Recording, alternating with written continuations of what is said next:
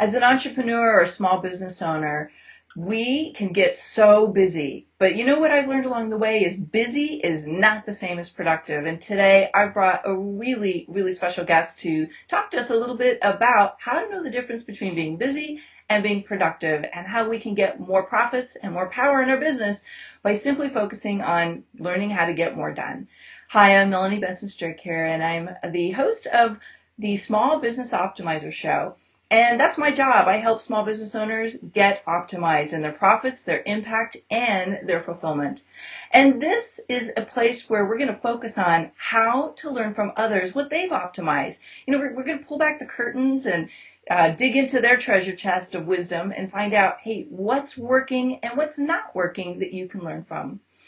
Now, I have a really fun guest here today. This is someone who I've gotten to know over the last few years, and we're now in a mastermind together, and I just knew, listening to her share her wisdom, I had to have her on the show. Let me introduce you to Michelle Prince. Now, Michelle, and this is how I met her, is a passionate, dynamic speaker, an author, and a publisher who captivates audiences with her authenticity, her high energy, and her natural ability to connect with any audience. Michelle mixes enthusiasm, passion, and humor with motivational stories to inspire others to start winning in life and to do it now. And I actually met Michelle when she was speaking at an event, and I have to say, she was so genuine and so nice and so real, and I thought, this is so refreshing to meet someone who's on one of these big stages and who's so genuine and so real that she is just connecting so authentically with this community. And I just get to know her, and now we've become fast friends. So, Michelle, thanks so much for coming on today, and I'm really excited to dig in and have you share some of your wisdom today. Oh, well, thank you, Melanie. I'm excited to be here. Yeah, we did. We connected a couple of years ago and just immediately kind of became friends. So I'm excited to be here too. Yeah, and it's that chica energy, you know. Powerhouse chicas have to stick together, so. We do. We do. Awesome, awesome, awesome. Well, you know, one of your claims to fame, you have so many, is that you're an expert in productivity. And I think that's actually what really sparked my interest in the first place, is because I'm a productivity aficionado. You know, just like I'm always hungry to learn more and to see what other people are teaching about it. And you had so many books on the subject, and you had this beautiful table full of these gorgeous flyers and postcards, and I'm like, oh my God, she's so professional and so official. But you know, it made me really curious about how you got started in the world of business and became a productivity expert. Well, it's funny because it never was intended. My road was a little bumpy, and I'll make a long story short. When I finally started my business, it was purely out of passion. It was following my heart, following my passion, what I felt was my purpose. And speaking is that, and motivating and inspiring people. But, you know, as a business owner, I mean, you could have a passion for something and still not have a successful business. And it was around that time I just kind of got really intrigued with productivity myself. Like, you know, why can some people accomplish more in 24 hours than others? And I just started reading more about it. And I'm a big believer that when we procrastinate, what we're doing is we're just missing out on our dreams in life, our goals, and the things that matter most. So it's what really propelled me. And honestly, it started with me learning about it so that I could improve. You know, so it was just kind of through that whole process that I learned a couple things along the way that I wanted to share with my audience.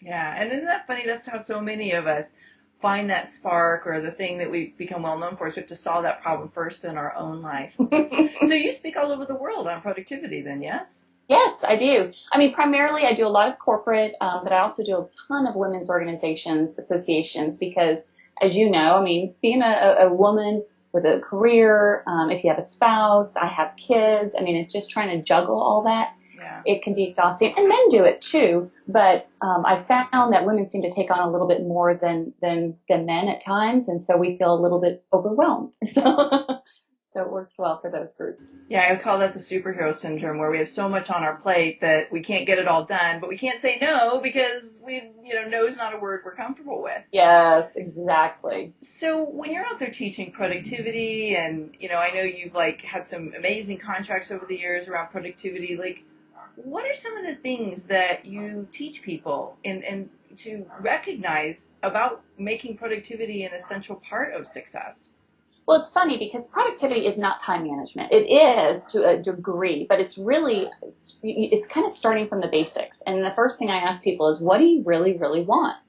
And that sounds so logical that people would, put their priorities out there, but we don't. We end up, most of us end up start our day on email, get sucked in hours, we could spend hours there before we know it. It's the middle of the day. Then we check Facebook or we do this.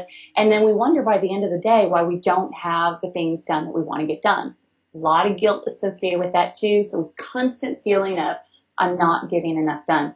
So, I think that for entrepreneurs, because especially entrepreneurs, if we don't know what our priorities are, we're going to procrastinate on them. So first thing first is, what do you really want? And I go through this whole process of, it's not just what you want in your career. It's what do you want for your relationships? What do you want for your spiritual health, your physical health, your, finances, and then making very, very clear goals.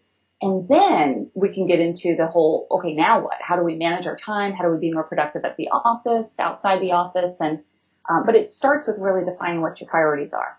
Really successful people have priorities. And I'm really glad that you said that, because I think people sometimes get maybe on this treadmill. I'm like seeing it as a treadmill where you kind of get pulled into this, oh my God, my emails are overflowing. People need me. My chat box is going crazy because people are asking me all these questions. And then, they're not making the choice to control their time. They're feeling out of control. And so what you're saying is, when you understand your priorities, you actually can make those choices more effectively and structure yourself so that you can get more done. Absolutely. And I see it as kind of like a pyramid or stair step, if you will. First, you have to find your purpose. Well, to know your purpose, passion, because you have passion, your purpose, then you have very clear priorities because you know what you want to accomplish, you know what you need to do. And then when you live your priorities, relationships. And then once you're successful, that's when you build your platform. And that's where people, like you, who want to know, well, what has she done to make it more successful? And that's kind of the ball rolling downhill to make a difference, really. Okay. But it starts with all that. So I got this burning question, and I'm going to imagine somebody who's listening to this right now might be asking this question. Okay. Is there a way to pick the wrong priorities? Yes. Okay, so Absolutely. Let's talk about that, because I think sometimes people get confused and or get conflicted about what their priorities should be. I'm going to use the should word, although it's not a good word to use all the time. I know. But in this case, when we're talking about productivity and being really able to achieve more and have a greater impact and create more financial flow, maybe there should be some things on your priority list. So what would you tell somebody about that?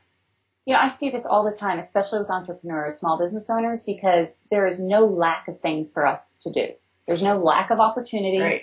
I mean, think about it. Bright, shiny objects. You could go in 100 different directions, right? So the key isn't what you do, it's knowing what you should do, and the should word, but it's, everyone's priorities are different. And that's why you have to really get kind of quiet with yourself. I mean, all of the answers to what we need in life are really within us already.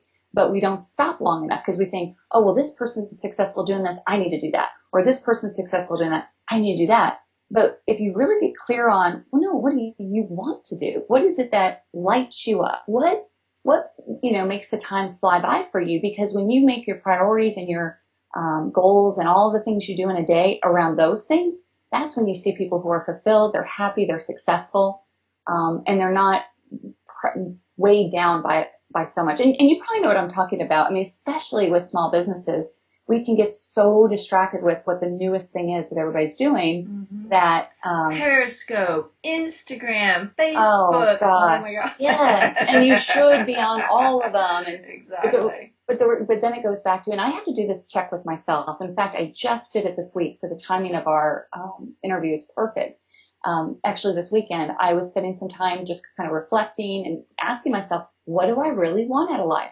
Like, really, what do I really, really want? And I just started making a list. And then I looked through that list and I'm like, okay, is what I'm doing getting me closer to that or farther away? And it's just kind of like a gut check you have to do every now and then. But yes, you can be working on the wrong priorities. And I see it all the time. Yeah. Yeah.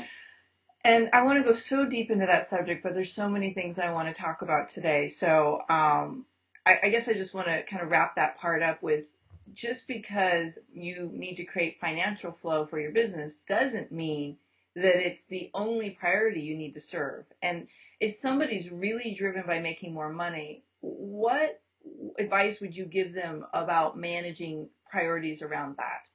And let me just take a step back and say, I know a lot of people who are so driven to make more money, but they're miserable and they're unfulfilled and they're suffering in their life. That's why I'm asking this question. Well, and it's a great question. And kind of like what Zig Ziglar says, money is not that important, but it is right up there with oxygen. I mean, it is important. So obviously we do what we do in our business to make money. But like you said, you meet so many people who are so unfulfilled. So I guess I come from it as a perspective of balance. Life is too short to do something you're miserable doing. And I did do that for many, many years. And that's the only reason why I can say that. But it's kind of like, that's when people get into a rut. At least that's when I saw myself. I was climbing a corporate ladder. I was making the money I thought I wanted to make, being successful, and I wasn't happy. So just stopping long enough to really figure out, if you're more than your career, you're more than your bank account. So what are you doing to take care of yourself personally? Are you going out with girlfriends? Are you nurturing a relationship with a spouse? Are you working out? So your priorities are more than just your career. And when I see people have true balance, those are the ones who are more successful. Yeah. Or at least finding a way to integrate the different priorities so that Exactly. You're not sacrificing long-term happiness for short-term success. Exactly. And it's boundaries. It is seriously, and that's the hardest thing, is to set those boundaries. But if you don't know your own boundaries, people will walk all over you. Yeah. And then you find yourself working all the time. It's not fulfilling. Now, let's talk about your journey for a minute. You mentioned Zig. Yes. You have some history there, don't you? I do. Actually, I'm so honored to work with Zig right out of college. And I worked at the headquarters in a small company and got to know him, really well. And I loved what I did. I was passionate about it. In fact, at 18, I made a goal that I was, or a declaration, I think you could say better, that I was going to work for him. I told him that too. I'm like, I'm going to work for you one day. And it was almost 5 years to the day that that happened. So it was an amazing experience. I literally was living my passion every day in my early 20s. But then I left. I actually quit to go climb that corporate ladder during the dot-com boom. I went into technology. I went into software. And I literally, on paper, was successful. But inside, I was so miserable. Mm. And it started this whole process of, oh my gosh, well, what do I really like? I know what I do, but what am I passionate about? I don't know anymore.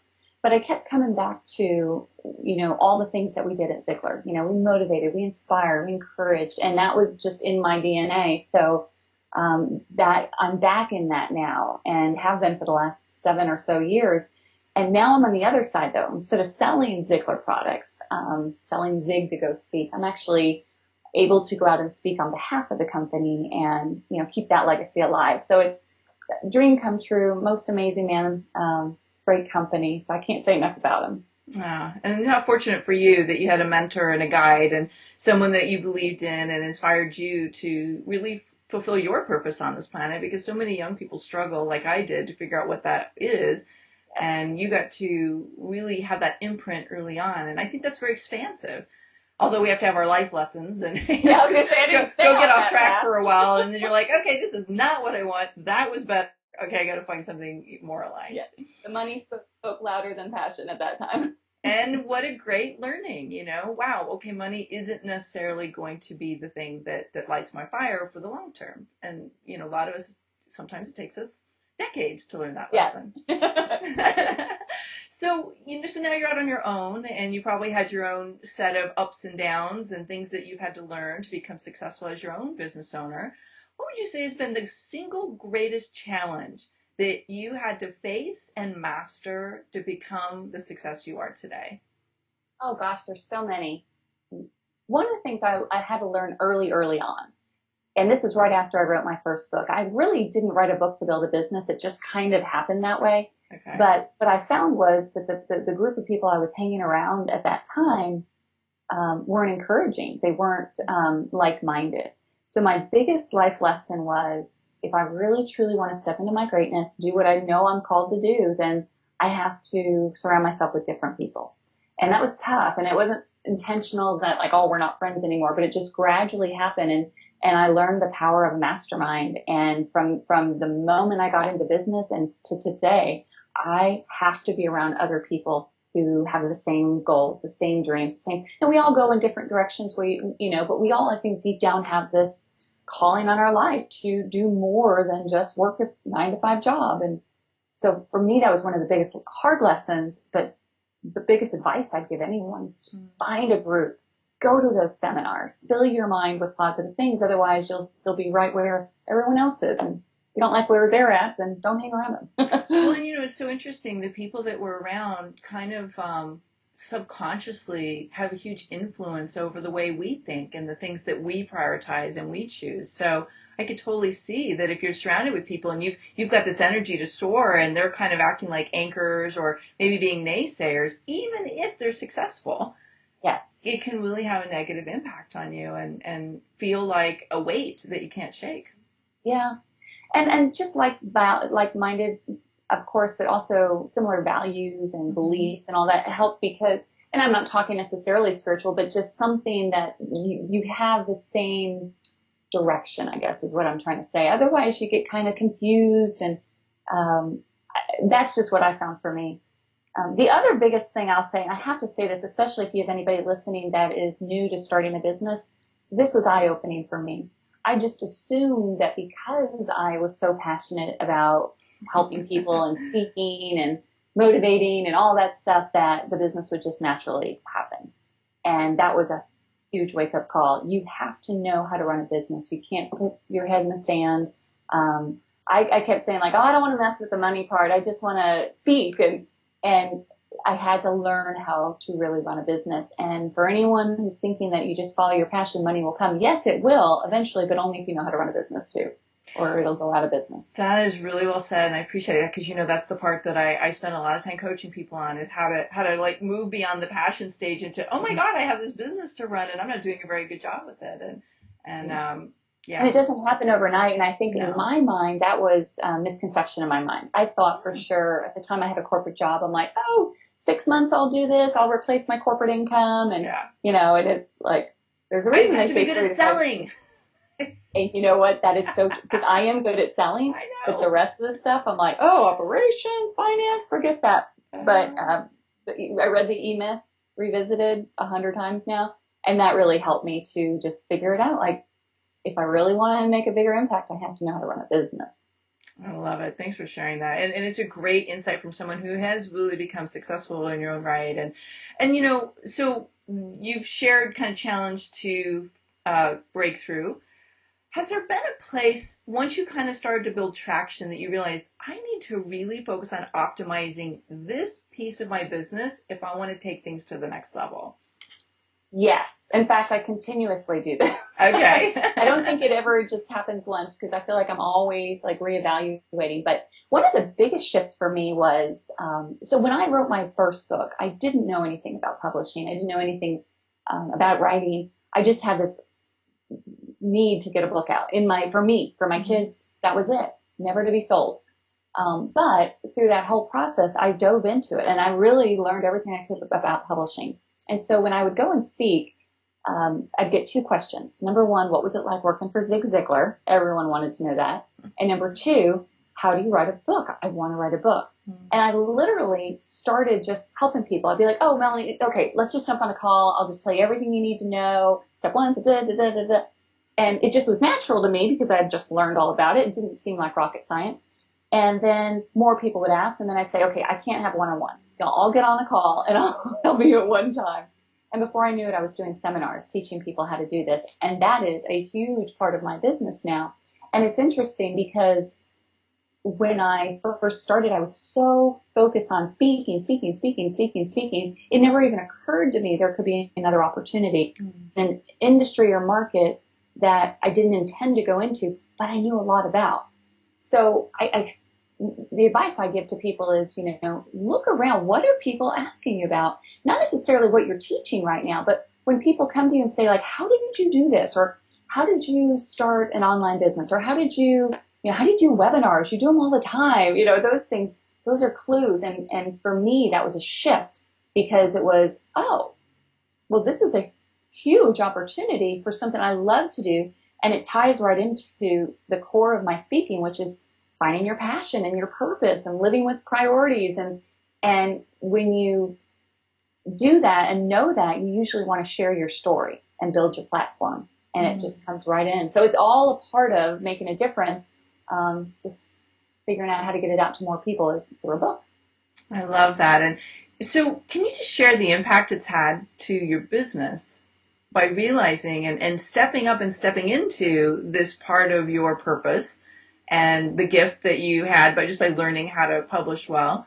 What is that? How's that transformed your business? It's unbelievable. Well, I have my own publishing company. So I have my speaking and training company, but then I also have author training and publishing company. And that is a huge part of my time, a huge part of my revenue. And it's also so much tied to what I knew I wanted to do, which was speak and motivate and encourage. And I'm able to do that, though, through finding your story. And, had I just gone after, quote unquote, motivational speaking or corporate speaking, I would have missed out on a huge business model. And it's also a model that I'm able to, and I've over the last several years created systems to really manage that whole publishing process. So I don't have to be the one doing it. Speaking, I have to do it every time. If I don't speak, I don't, earn a living. But with the publishing, now that I've created all these systems, I can be a part of it, but not do all of it. If you're a small business owner working way too much in your business, then you're not really putting your business to work for you. And you could benefit greatly by learning how to develop a team of world-class players to help you accomplish more and literally free you up to get more done. Now, we all want to shatter our income goals. We all want to be able to accomplish much greater results. But it's really difficult to do if you don't know how to delegate masterfully and be able to get the right things off your plate to the right people who will really get things done. That's where the power of the virtual team comes in. Be sure to get your copy right now at virtualteamebook.com. So one of the things that I truly believe in is there becomes a point in our journey where we have to get out of the I sell me to make money. Yes. And find ways to leverage our intellectual property or the strategies and systems. And many people who are at that higher, they kind of hit that wall, they turn to me and say, Melanie, how do I expand my income without having to work more in the business? You figure out how to optimize that. And again, I'm sure you see more ways that you want to do it and you still speak, but by simply expanding this part of and optimizing this part of your offerings, you've now created a revenue stream that doesn't rely solely on you, which is magical for so many people. And it's okay to have multiple revenue streams. I think coming in, I had one idea, one thought. That's one revenue stream. Right. There's multiple, and you have so much to offer. And I'll tell you why I kind of got this aha moment. This is true, and I'm not going to say who it was, but I was speaking at an event a couple of years ago, and I was speaking on the platform with an older woman who was an older speaker, and she'd been in the industry a long time. And I asked her I said something to the effect of, gosh, she's in her 80s. I said, I'm so impressed that you still want to speak, at this stage of your life. And she made the comment, she's like, well, I don't know. I don't want to put words in her mouth, but I know it was to the effect of, I don't know that I want to, but if I want to have money coming in, I have to speak. That was a huge eye opener to me. Like, oh, I don't want there to be that direct relationship. If I don't speak, there's no income. I want to be able to take my freedom. Yeah. And that's why I started my business. It's more about time freedom sometimes than it is any financial freedom. So that's why I thought I've got to differentiate. I've got to expand what my offerings are. I will always speak, but I want to speak because I want to speak, not because I have to. Yeah, and I love that distinction is you do it because you're inspired and because you're driven to get a message out in the world, not because your livelihood and your ability to eat depends on it. And a lot of entrepreneurs miss that mark too early, and they don't have a model that can set them up to retire or in some way, shape, or form make money without them having to be on the road or in the service model. So I'm really grateful you shared that. Michelle, you're so darling. Oh, thank you. I love this conversation, and I'm just wondering if you had a minute to give somebody a piece of advice that could inspire them and call them to really step up into their fuller purpose, what would it be? Don't be afraid to step greatness. Mm-hmm. I mean, everything somebody needs to be successful is already within them. Everybody. I mean, and I'm a big believer that, we're here on earth for a purpose. And the faster you find that purpose, the happier you're going to be. But don't be afraid. Deep down, I think everybody deeply knows that they're good at that. But then they'll be afraid to step out and put themselves out there. Just don't be afraid.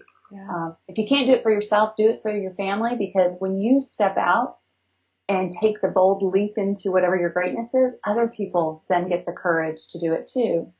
And life's too short otherwise. I just, that's what I would tell them. And I think for a lot of us, a book is something that many of us are holding back writing. And Yes. I know this is one of your gifts in the world, is helping people kind of pull that book out of them and get it published. So would you mind sharing with everybody how they could find out about your book writing retreats and what you do there? Because it may be the exact thing somebody needs to hear today to really inspire them to step into their greatness through getting their book out in the world. Absolutely, because everyone has a story, and I know, and every story matters, but I do love that. I get so excited thinking about it, but, pulling that story out of people, I know how to do that. And at this workshop I do, Bookbound, it's bookboundworkshop.com. It's 2.5 days, but by the end of those 2.5 days, not only will you have an entire book laid out completely, even if you come with no topic idea, you will have one when you leave. And it will be based on your passions and your experience. And then you'll know the entire publishing process, and you'll know your options, and you'll know how to do it affordably and without giving up rights or royalties. And then you'll also know how to build your platform, because as we just said, you know, the best business in the world, best book in the world. But if you don't know how to market it, if you don't know how to run a business, it's not going to be successful. So that's what we do. Bookboundworkshop.com. Well said. Well said. Well, I usually like to end with asking my guests if they have a favorite quote. This is going to sound cliche because I worked for Zig, but this is truly my favorite quote, is you can have everything in life you want if you just help enough other people get what they want. That's a good one. It's the golden rule. It really is. Yeah, and you really, truly are helping so many people get what they want in the different ways you serve. So really grateful for you. And I highly recommend Michelle. I had a taste of Michelle with one of the mini workshops she did, and she's just profoundly gifted. It was very clarifying for me to go through your process. I think I told you that at the time, but just these exercises you give people to help get some nuggets out and structure them. I walked away going, okay, I know how to write this book now. So It's really, really helpful, and I highly, highly, highly recommend it. So thanks for being here. And so for those of you that are listening in today, this is your opportunity to chime in. We'd love to hear from you. How are you going to shift your productivity? What is your commitment to living in your greatness? What was the aha today? Come on over to the blog where we post this interview. If you're listening on iTunes or Stitcher Radio, you can go over to MelanieBensonStrick.com. And just if you can't see Michelle's interview right up there at the top, just type in her name, or you can also put in Bookbound. And we can find out more about you by sharing what you got from today's session. And we'll be back again next week with another really amazing powerhouse and their insights and strategies to optimize for success. Bye, everybody. See you next